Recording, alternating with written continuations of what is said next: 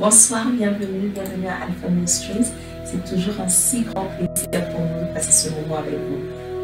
Je te pose la question, as-tu fait de l'espace pour l'Éternel? Es-tu prêt? Si tu es prêt, tu as fait de l'espace pour l'Éternel, tape dans les commentaires, dis je suis prêt, j'ai fait de l'espace. Mais aussi partage la vidéo. C'est la parole de Dieu, tu la reçois gratuitement. Ou si tu dois la donner, partage la vidéo, invite quelqu'un, crée-en un watch party, c'est la parole de Dieu. Ce soir, nous sommes dans notre émission Parole Flash. Parole Flash, c'est quoi? C'est une émission où je viens, je partage avec vous une parole pour vous emmener pour le reste de votre semaine. Alors, sans plus tarder, on va d'abord commencer par la prière. Père, nous te disons merci. Merci pour cette opportunité de venir dans ta présence encore une fois.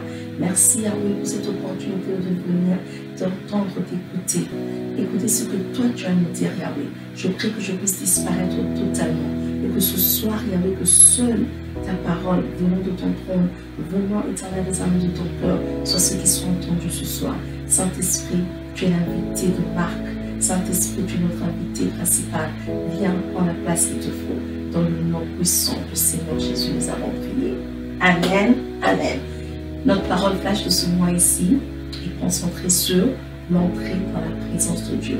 Et pour ça, notre livre de lecture, c'est Nombre 2, versets 3 à 9.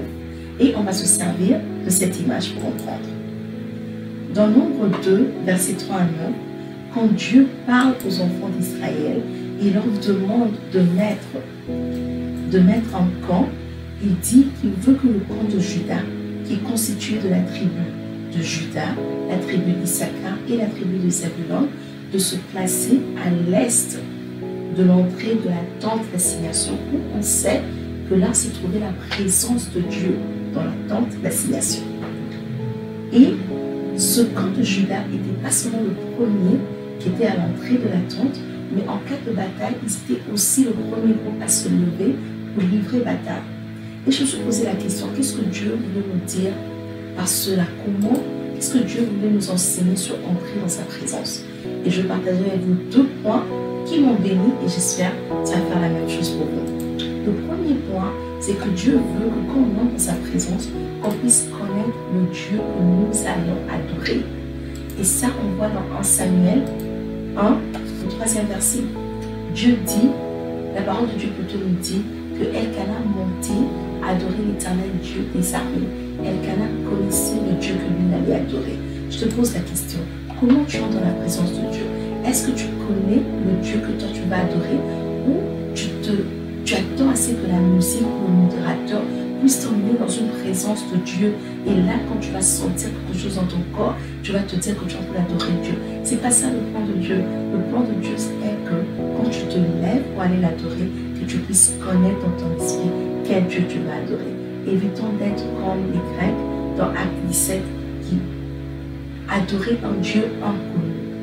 Et le deuxième point, on va rentrer encore sur notre image pour le deuxième point, c'est que le camp de Juda avait d'un côté Issachar et de l'autre côté Zebulon et Juda au milieu.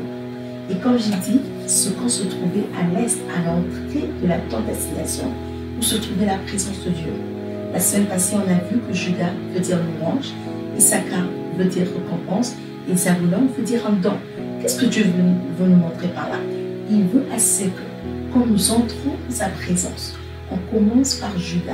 Et dans notre progression vers le Saint des Saints, où on va finalement entrer dans un temps où on est face à face avec lui, dans notre progression, qu'on puisse ramener à l'esprit les dons qu'il nous a fait, les Issachar, les Zebulon, et les récompenses qu'il nous a données, les Issachar.